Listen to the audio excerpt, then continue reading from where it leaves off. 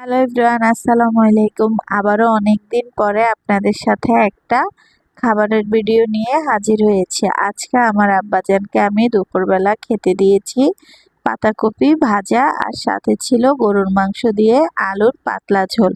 আর এই দুইটার মধ্যে একটাও কিন্তু আমার বাবাটার পছন্দ না, যদিও মাংস খেতে পছন্দ করে, কিন্তু গরুর মাংস না, মুরগির মাংসটাই আমার আব্বাজানের একটু বেশি পছন্দ। আর আজকে কিন্তু আমি রান্না করেছি গরুর মাংস। তারপরেও দেখেন মাশাআল্লাহ আমার আব্বাজান কত সুন্দরভাবে লক্ষ্মী হয়ে খাবারগুলো প্লেটে তুলে নিচ্ছিল। আর ও কিন্তু সবসময় নিজের খাবার নিজেই প্লেটে তুলে নেয় আর নিজেই খেতে চেষ্টা করে।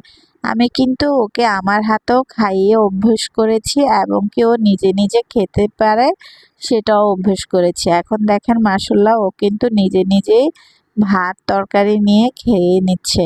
আপনাদের কার কার ওর ভিডিওগুলো ভালো লাগে থাকলে অবশ্যই লাইক কমেন্ট শেয়ার করতে ভুলবেন না।